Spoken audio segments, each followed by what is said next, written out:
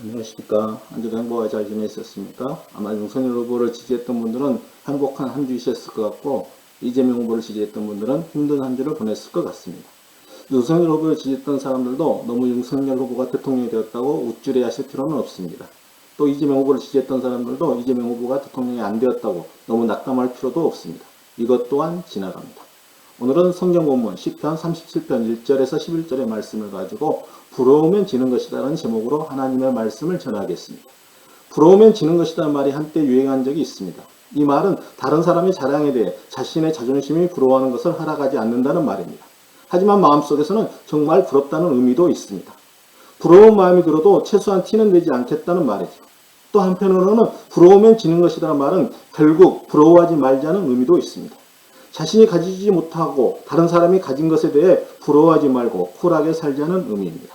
하지만 그래도 우리는 다른 사람이 자기보다 잘 나갈 때 부러워하는 경우가 있습니다. 누군가를 부러워한다는 것이 반드시 나쁜 것만은 아니죠. 무엇을 부러워하느냐에 따라 그리고 그 부러운 마음을 어떻게 소화하느냐에 따라 좋을 수도 있습니다. 올바른 방법으로 열심히 노력해서 뭔가를 이룬 사람을 부러워하는 것은 오히려 필요합니다. 단지 어떤 사람이 이뤄놓은 성과만을 보고 부러워해서는 안 됩니다. 부러움의 대상이 된 사람이 향한 노력과 수고를 진지하게 생각해보고 자신도 그를 닮기 위한 노력을 한다면 오히려 부러워하는 것은 좋은 일이죠. 하지만 로또에 당첨된 사람이나 본인뿐만 아니라 온 가족이 비리를 저지르고도 대통령이 된 사람을 부러워하는 것은 별로 인생에 도움이 되지 않습니다. 부러워한다고 로또에 당첨되지도 않을 것이고 또 부러워한다고 대통령이 될 수 있는 것은 아니죠. 노력해도 안 되는 일에 대해서는 부러워할 필요가 없습니다. 또 부당한 방법으로 잘된 악한 사람을 부러워할 필요는 1도 없습니다. 이런 것들에 대해 부러우면 지는 것입니다. 오늘 본문이 시편 37편에서도 악한 사람들의 성공에 대해 부러워하지 말라고 이야기합니다. 악한 사람들은 성공하는데 나는 성공하지 못한다고 속상해하면 부러워하면 지는 것입니다. 여기서 악을 행하는 자들은 하나님의 뜻에 반하여 사는 이방인들을 가리키는 말입니다. 하나님의 백성이라고 하면서도 자신의 이익을 위해 이방인들에게 보조를 맞추어 의인들을 짓누른 사람들도 악을 행하는 사람들입니다. 요즘 우리로 말하면 평소에는 그리스도인이라고 말하지만 자신의 이익과 탐욕을 위해 신앙을 너무 쉽게 저버리는 사람들이 악을 행하는 자들입니다. 평소에는 유일신 하나님을 외치다가도 자신의 이익과 정치적 신념을 위해서는 이단과도 너무 쉽게 같은 길을 가는 사람들이 악을 행하는 사람들입니다. 저는 이런 사람들을 극혐하면서 저주하는데 오늘 본문에서 하나님께서는 이런 악을 행하는 자들을 불평하거나 시기하지 말라고 말씀하십니다. 지금 당장은 악인들이 행복해 보여도 하나님께서는 악인들의 행동에 대해 취하실 조치가 이미 결정되어 있기 때문에 그들을 부러워하지 말라고 말씀하십니다. 악한 방법으로 사는 사람은 세상에서 승승장구하는 것 같아도 결국은 파멸 당합니다. 언제 망했는지도 모르게 한 방에 훅 가게 된다고 이야기하십니다. 2절에 보면 그들은 풀과 같이 속히 뱀을 당할 것이며 푸른 채소같이 세잔할 것이미로다. 성경에서 풀은 곧 사라질 것, 덧없음, 허무함을 나타낼 때 주로 사용됩니다. 푸른 채소라는 말도 역시 한때는 푸르름과 싱싱함을 자랑하지만 서리가 내리면 곧 시들어버리고 말기에 풀과 같은 의미입니다. 다윗은 악한 사람들의 번영은 일시적인 것으로 곧 사라질 것이므로 시각적으로 이미지하여 우리에게 설명합니다. 또 10절에서 악인들의 결말을 더 분명하게 우리에게 알려주지요. 잠시 후에는 악인이 없어지리니 내가 그곳을 자세히 살필지라도 없어지리로다. 눈을 씻고 찾아도 악인은 흔적조차 찾을 수 없다고 이야기합니다. 하나님께서 공의로 악인을 심판하시기 때문에 악인은 안전히 파멸당합니다. 물론 여기서 잠시는 악인의 평생이 될 수도 있습니다. 이 땅에 사는 동안 악인이 평생 번영할 수도 있습니다. 하지만 평생이라고 해도 영혼에 비하면 잠시에 지나지 않습니다. 악인은 언제일지는 모르지만 결국에는 영원한 멸망에 이르게 됩니다. 그렇게 저와 여러분은 악한 사람들이 일시적으로 잘되어 행복한 것처럼 보이지만 부러워할 필요가 없는 것입니다. 부러우면 지는 것입니다. 그럼 저와 여러분이 악한 사람들의 성공을 보고도 부러워하지 않으려면 어떻게 해야 할까요? 모든 것을 하나님께 맡기는 삶을 살아야 합니다. 3절 첫 부분을 보면 이렇게 되어 있죠. 여호와를 의뢰하라. 여기서 의뢰한다는 말은 본래 끈을 매다라는 의미를 가지고 있습니다. 그렇게 여호와를 의뢰한다는 말은 끈으로 하나님과 나를 하나로 묶여 하나님에게 이끌리는 삶을 사는 것을 의미합니다. 또 5절의 말씀입니다. 내 길을 여호와께 맡기라. 그를 의지하면 그가 이루시오. 여기서 내 길은 인생 전체를 가리키는 말입니다. 맡기다는 말은 본래 굴리다는 의미를 가지고 있습니다. 여호와께 맡기라는 말은 자신이 가지고 있는 무거운 짐을 하나님께 굴려버리고 그 무거운 짐에서 벗어나라는 의미입니다. 이루시고라는 말은 안성하다는 의미입니다. 하나님께 내 인생을 맡기고 의지하면 하나님이 친히 내 인생을 책임지시고 안성해 주신다는 말씀입니다. 하나님께 인생을 맡기는 게 어떻게 하는 것일까요? 자신의 인생의 전 가정을 하나님께 맡기는 것을 말합니다. 맡긴다는 것은 예를 들면 이런 것입니다. 우리가 모르는 곳에 여행을 가면 어떻게 합니까? 길을 전혀 모르니 안내자에게 모든 것을 맡기고 안내자가 안내한 대로 따라합니다. 안내자가 버스로 간다고 버스를 타라고 하면 버스를 탑니다. 배를 타라고 하면 배를 탑니다. 어떤 운송수단을 이용해서 어떤 길로 가든지 안내자가 하라는 대로 합니다. 이게 맡기는 것입니다. 실제로 제가 이런 경험을 했습니다. 제가 청년부를 섬길 때 청년들과 함께 외국으로 선교 수련회를 간 적이 있습니다. 청년들이 얼마나 말을 잘 들은지 모릅니다. 한국에서는 말 잘 안 들었는데 모르는 지역에 오니까 길 잃어버리지 않으려고 안내자가 시키는 대로 잘 따라합니다.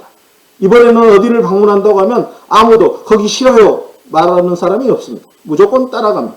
몇 시까지 이 장소로 돌아와야 한다면 미리 와 있습니다. 이처럼 우리도 우리 인생의 전 과정을 하나님께 맡겨야 합니다.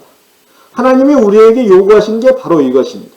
우리 인생길의 가정과 인생길의 목적지를 모두 하나님께 맡기는 것입니다. 오빠 한번 믿어봐라는 노래가 있던데 이 노래에 빗대면 하나님 한번 믿어보라는 말씀입니다. 오빠 한번 믿어보라는 말은 자신이 모든 것을 책임져 준다는 의미죠. 하지만 오빠는 한계가 있기 때문에 믿어봤자 책임을 져주지 못합니다. 이에 반해 하나님은 능력도 완벽하신 데다 우리를 지극히 사랑하기 때문에 우리가 믿기만 하면 모든 것을 책임져 주십니다. 오늘 본문은 악한 사람들이 부자가 되고 성공을 해도 절대 그것을 부러워하지 말라고 합니다. 부러우면 지는 것입니다. 왜 그렇습니까? 악한 사람의 성공을 부러워하면 나도 악하게 살게 되기 때문입니다. 오늘 시편 기자는 세상 사람들이 악한 방법으로 축복을 누리는 것 같이 보여도 절대 그것을 따라가지 말고 오직 선하게 하루하루를 성실히 살라고 이야기합니다. 3절에 보면 선을 행하라. 땅에 머무는 동안 그의 성실을 먹을거리로 삼을지어다. 성실을 먹을거리로 삼으라는 말씀은 매일 음식을 먹는 것처럼 신실함을 마음에 품고 지속적으로 행하라는 권면입니다. 하나님을 의뢰하고 선을 행한 사람들에게 하나님은 어떤 삶을 보장합니까? 11절에 보면 땅을 차지하며 풍성한 화평으로 즐거워한다고 되어 있습니다. 하나님을 전적으로 의지하는 사람은 땅을 기업으로 받을 뿐만 아니라 풍성한 화평으로 즐거운 삶을 살게 됩니다. 그렇게 저와 여러분은 악인들이 잘 되는 것을 보고 부러워하고 그들이 사는 방법대로 살아서는 안 됩니다. 법을 어겨 부동산을 투기하여 막대한 돈을 벌고 학력과 경력을 이주하여 취직을 해서도 절대 안 됩니다. 악인들은 언젠가는 망하게 되어 있습니다. 이 땅에서 망하지 않으면 저 세상에서는 반드시 망하게 되어 있습니다. 우리는 악인이 사는 방법대로 사는 것이 아니라 우리의 모든 것을 하나님께 맡기고 하루하루 성실하게 선하게 살아야 합니다. 우리가 하나님께 모든 것을 맡기고 살아갈 때 우리의 남은 인생을 하나님께서 친히 책임져 주시고 안성시켜 주십니다. 여러분, 이 세상에서 성공하고 싶으십니까? 성공하실 수 있으면 성공하시기 바랍니다. 하지만 불의한 방법으로 성공해서는 절대 안 됩니다.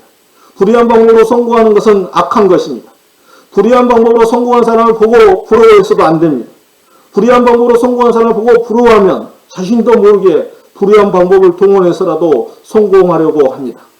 불의한 방법으로 성공하기보다는 차라리 성공하지 못하더라도 오직 모든 것을 하나님께 맡기고 매일매일을 성실하게 사는 것이 더 중요합니다. 그러면 하나님께서 우리 인생의 최선의 것을 이루어 주시고 우리 인생을 빛같이 찬란하게 만들어 주십니다. 우리가 살아가는 세상은 어찌 보면 부조리함이 넘치는 세상으로 보입니다. 세상은 악하고 불의하고 불공평한 것이 많이 있습니다. 하지만 세상이 그렇다고 해서 하나님을 믿는 우리는 세상의 풍조에 따라 살 수는 없는 것입니다. 악한 자들이 행통하고 번영한다고 그들을 부러워하면서 그들과 같은 방법으로 살아서는 절대 안 됩니다. 오히려 우리는 하나님을 철저히 의뢰하면서 성실하게 선을 행하면서 살아야 하는 것입니다. 악인이 잘 되는 것에 대해 부러워하기보다는 하나님을 기뻐하며 하나님께 소원을 두고 참고 기다릴 수 있어야 합니다. 그러면 하나님께서는 반드시 악인을 심판하십니다.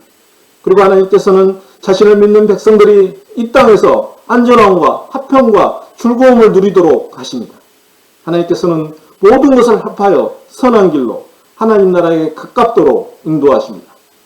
하나님께서는 저와 여러분이 악한 사람의 성공을 보고 부러워하는 것이 아니라 하나님과 함께하는 바른 삶을 살기를 원하십니다. 기도하시겠습니다. 하나님 아버지, 저희들이 악한 사람의 성공을 보고 부러워하는 것이 아니라 이 세상에서 성공하지 못하더라도 하나님과 함께하는 올바른 삶을 살아 하나님이 주신 복들을 받아 누리도록 이끌어 주시옵소서. 예수님 이름으로 기도하옵나이다.